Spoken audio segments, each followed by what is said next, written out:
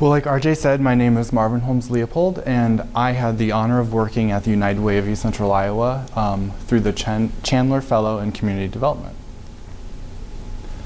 Now, we've all probably heard of United Way, but I thought it was really important in a very general way to really illustrate what the United Way does.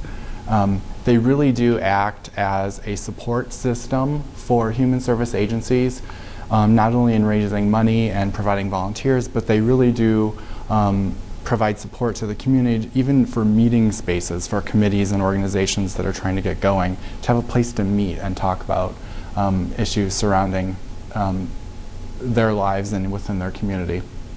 I worked most closely with Judy Stoffel, the manager in community building, and I got a lot of good information from her with work that she'd done in the past.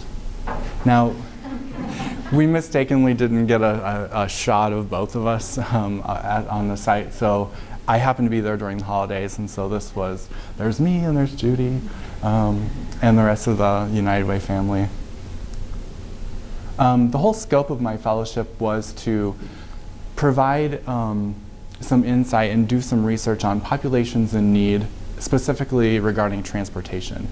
And I also created a list and discovered all the different transportation resources that were available and the ones that were even being used, some of them that weren't even being tapped into.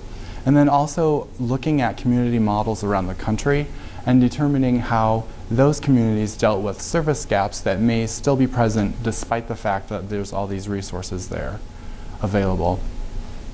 Now, the need for this project came up, and it kind of stems from this start strong, grow strong, stay strong construct that United Way uses in creating their goals. And they have several goals, but the whole basic idea behind this is that United Way really focuses on making sure that the youngest citizens in the community are given the education and nutrition they need to be able to grow strong into productive citizens within the community and hopefully be financially stable, which can then move them into staying strong and really maintaining that lifestyle for their family and themselves, and being able to make sure that they can provide access to health care and nutritional needs for themselves rather than having to rely on a human services agency in the future. Upon developing these goals and working on these goals, my project came to light because this issue of transportation seemed very central to everything they were doing. There were a lot of issues that came up, and mostly cost for people, accessibility as far as like ADA compliance for handy-capable people, and flexibility, just having a transportation resource that is suitable for someone's schedule, like a working mom who needs to get to a work-life skills class in the evening.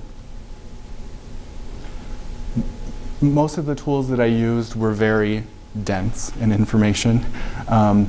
I used two main sources were the East Central Iowa Council of Governments and their publication that they send out called the Passenger Transportation Plan, which is full of demographic information.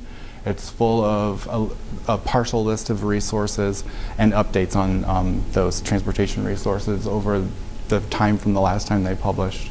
A similar document is made available from Human Services Transportation Advisory Group, which United Way is instrumental, has been really instrumental with, and they helped create that advisory group. And then honestly, I feel like I became an expert looking at the US Census data because they just released new information. It was an opportunity for me to go into these publications and really update that information so we knew we were focusing on the correct groups of people. We thought we were, but it's good to have that information to back it up. What I got done was I was able to update the ECOG PTP demographic statistics pretty well, and most of them were directly related to the goals that United Way has. I assembled a complete list of available resources, and I say complete because it's almost impossible, I think, to do that. There are a lot of, even just like the friendly neighbor next door who offers rides to an elderly person to get to the doctor is something that might not be advertised or that an organization like United Way even knows about. So I think that list is never ever going to be complete, but I did the best I could. And most of my time was spent on researching best practice models of those communities, trying to find ways in which they dealt with those service gaps in their communities. And by doing all this, I was able to put together a transportation assessment matrix, which is the fancy name I gave my document that I created. And essentially, it's just an assemblage of all that information. It shows resources available, who's served, what gaps remain, and then a demonstration of how these models dealt with that gap. And so I'm hoping that it's going to be used as a tool. It's kind of a one-glance, quick thing based on the goals that United Way has to ensure that they're working the right direction and solving the issues surrounding their goal. I had the honor of presenting that, introducing the tool I created at an HS tag meeting in April at the United Way, and I was there in attendance with Judy. And then Judy also let me know that this coming week, they're going to be using my tool at the Iowa Institute for Transportation Coordination, which she'll be attending, to help them move forward with their plans on what they want to do as far as addressing the transportation issues in the UW-ECI region. So what I learned is that transportation coordination is very complicated, and the reason why is because there are so many people involved. Transportation is so blanketing that it affects everyone, and so there are a lot of people who have input, there are a lot of people who are concerned about it, and there are a lot of different viewpoints. So like getting that all together and making it useful for someone is a challenging feat. I definitely further developed my organizational skills in that I gained a lot of information from the department managers at United Way, but I had to assemble that information, but some of it was they were in different stages of planning, as well as looking at the different stages of planning that presented in the passenger transportation plans. So it really made me, and then I had to take all that information and create one document to look at. So I really feel like it helped me organize how I should present the information. And professionally, I jokingly, well, it got me into grad school. It's not every day that a biochemistry major wants to go to an urban and regional planning master's degree program, but I'm going to the University of Iowa for that. And I wrote about this in my personal statement, but I honestly, the firsthand experience I got on what a transportation planner does, and this was just one focus at the United Way, was invaluable. And I certainly think that, and I know that this experience was a selling point on my application into grad school.